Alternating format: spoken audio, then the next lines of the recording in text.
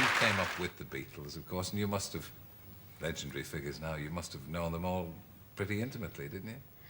Well, I did. I've seen them in their underpants, yeah. I am, because, you know, we all used to have to change together and, well, not change together, but I mean, I used to go dressed up anyway to the clubs I used to sing. I've been singing since I was 14 around the clubs in Liverpool. What a lot of people forget is that they thought that Brian Epstein, the lovely Brian Epstein, just came along and made the Beatles and myself and Jerry and Billy and the Foremost, all those people from Liverpool, big, big stars. But what everybody forgets, we were all going for about 4 or 5 years before, in and around the clubs in Liverpool. In fact, I did my audition for Brian Epstein. It wasn't even in Liverpool, it was in Birkenhead. And then you set off around the country, and you found yourself in London. Oh, well, I did. I hated it. Because, you see, I was in the West End of London.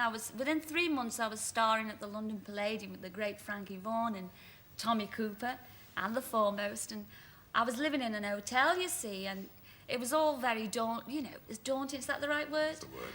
Yeah, learned big words since coming on here. You don't happen to know what iconoclast means. What was he talking about? You were talking about how you hated London, first of all, because yes. you were a simple Liverpudlian. Well, yeah, I was that simple. And I only ever met tourists. I never met the real London people. It was so marvellous to me. My very best friend, when I met her and doing Ready, Steady, Go, was Cathy McGowan. It was really nice to go back to her house and have, you know, a good bowl of soup and a pan of scouts. Ready, steady, go. Oh, it was fantastic. But the first thing they did to me was throw me in a dirty big posh hotel. Mind you, I thought that was wonderful. I got into this room, you know, and my own black and white telly, you know, my own 14-inch black and white telly. And a telephone beside me bed. And I couldn't believe it, you know, I was really over the moon. I picked up this phone, I went to dial, and then I remembered nobody I knew had a phone. It was the really biggest come down. So I was very homesick for a while. And I missed, you know, when I did get a bit of stardom, I really missed doing the things that I wanted always. It took a long time to adjust. I mean, my favourite food was always egg and chips, you know, or chip butties, and my favourite place to eat was the Golden Egg in Leicester Square. And when I had a number one, what were you laughing at? It was. I loved it then. When I went there, wearing my Mary Quant plastic Mac. And as I was putting a piece of egg that had dripped down my chin in my gum, you know, I got mobbed. And they pulled this button off me Mary Quant plastic Mac. And, you know, you can't repair plastic, you know. And I bought it with my first week's wages, and it was ever so sad then. I really miss Liverpool. In fact, when I was there the other day, and it was like, when I go home to Liverpool, I only really go to see my mum and my brothers and Bobby's family. I never venture out, you know, I never venture out in the streets, except the other day I did, because I was promoting the new album, and it really frightened the life out of this interviewer, because they said, well, we'll go down on the main street, you know, and interview you there. I said, OK. So we sat there. Within minutes, it was like the cop. They were all round, and I knew every one of them. And she could not get her interview done, because she was saying, you know, all these people around, all these women were saying, oh, hello, girl, how's your mother?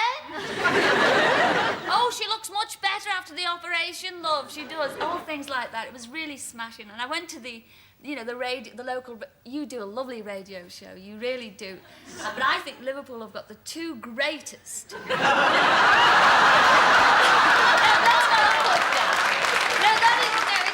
it's not a put down. I'm just telling you, I'm so proud of Liverpool, and we've got the two greatest Liverpool stations in the world, you know, Radio Merseyside and, you know, Radio City. No, doesn't strike a bell. Well, if you ever go there and listen, especially I was home, and really before Christmas I was crying, because just to show you how funny, I go home there to get me sense of humour back, just to show you how funny Liverpool people are. They do a phone-in thing on these radio programmes, and it's sort of first names. You have got to guess the first names. And the catchphrase is, giz a clue, Billy, oh, giz a clue.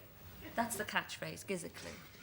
Well, the first name, so funny, the first name was All right, girl. What was Hitler's first name? Made me laugh. This is why I remembered when Len was on before. What was Hitler's first name? Oh, gives a clue, Billy, gives a clue. Back came the reply from Billy. Oh, hey, girl, you know, I can't give you the clue. I'll tell you what, look, I'll play a bit of music, love, you know. Then you can ask a neighbour or something, you know, I can't give you the clue to that. So he plays a bit of music. Comes back. Have you thought about it, love? Yes, oh, I know now, Billy, it's all right, I know. He said, well, what was Hitler's first name? She said, Heil!